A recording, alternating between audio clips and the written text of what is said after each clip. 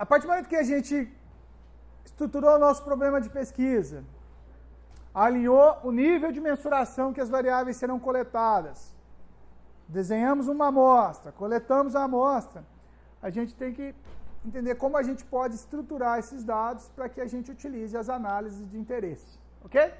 Então, ó, os softwares de análise de dados mais utilizados no mercado permitem mais de uma forma de armazenamento da informação. Eu vou mostrar aqui duas que são úteis. Na verdade, essas duas formas, elas serão muito utilizadas dentro de algumas técnicas que nós vamos permear aqui durante o curso, ok? Então, a primeira forma é a wide, tá? É uma forma mais comum para apresentar os dados, utilizadas por quase todos os softwares estatísticos, tá? Nesse formato, cada linha da planilha de dados contém informação de um indivíduo ou de uma unidade, tá? E as colunas, elas apresentam justamente as variáveis inerentes às outras informações daquele determinado indivíduo ou daquela determinada unidade, tá? Exemplo. Então, eu tenho aqui um pedaço de um conjunto de dados, onde eu tenho o ID, né?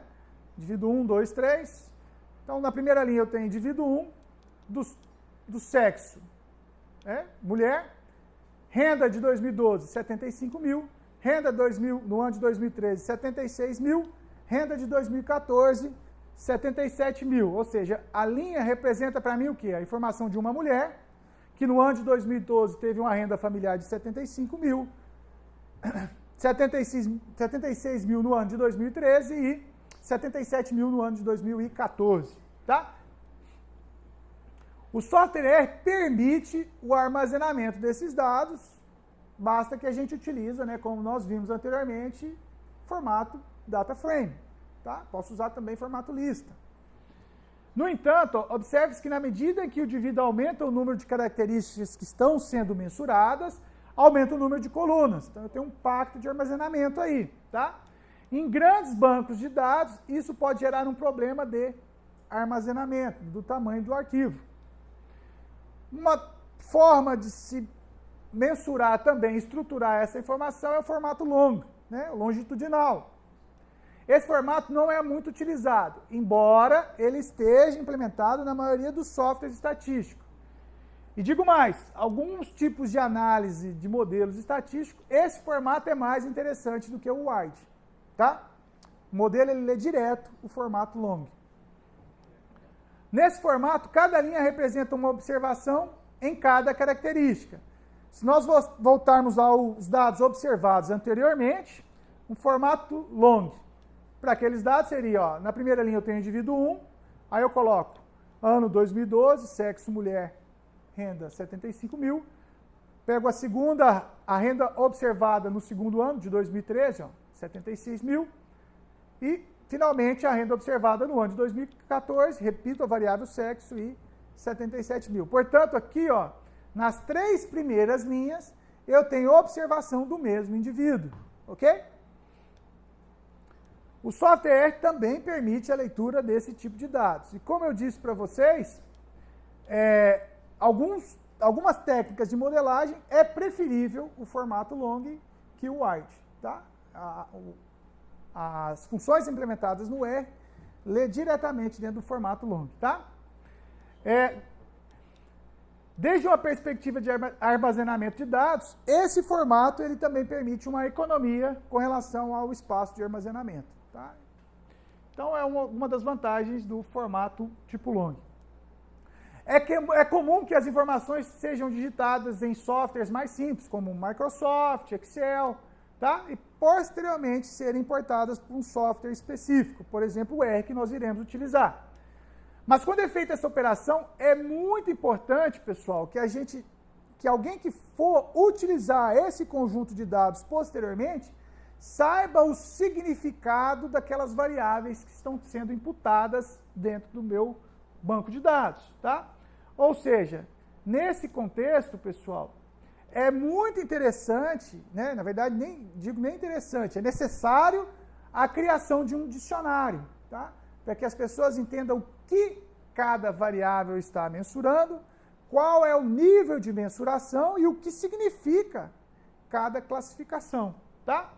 Então, um dicionário de dados é um documento que vai permitir identificar uma das características coletadas, tá? Se houver categorias nessas características, o dicionário de dados permite associar o número com o significado. Se nós olharmos lá aquela tabela 1 que falava renda e sexo, tá? A gente pode observar, a gente pode construir um dicionário para aquela tabela dado da seguinte forma, ó. Então eu tenho a variável renda 2012, descrição, vou lá e descrevo o que ela está mensurando. Renda média familiar do indivíduo no ano de 2012. Categorias, não tem, não apresenta.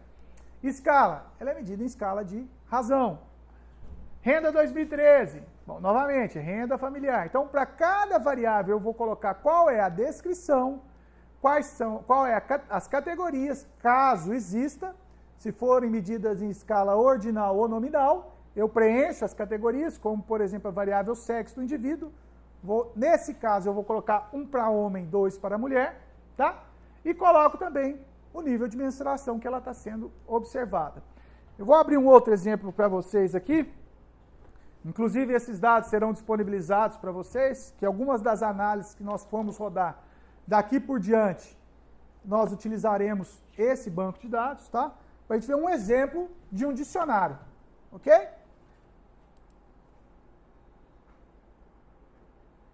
Aqui. Então, eu tenho aqui, ó, eu tenho um conjunto de dados, um banco de dados. Tá aqui, ó. Então, aqui eu vou lá e construo um dicionário onde eu coloco variável sexo, descrição, o que ela está mensurando, sexo do indivíduo, categorias, 1 feminino, 2 masculino, escala, nominal. Então, todo mundo que observar, qualquer pessoa que for utilizar desse banco de dados, não vai ter problema em identificar o que está sendo mensurado, ok? E o que significa os números expostos no banco de dados. São variáveis quantitativas? São variáveis ordinais? É uma variável nominal? Se nós não descrevermos bem essas características a partir de um dicionário bem feito, a gente pode ter um problemão adiante aí, caso nós mesmos quisermos utilizar os dados em outra época, em outra análise, tá? Então tá aqui, ó, quantidade de filhos. O que ela expressa? Quantidade de filhos. Então eu tenho nenhum, 1 e 2. Escala ordinal, ok?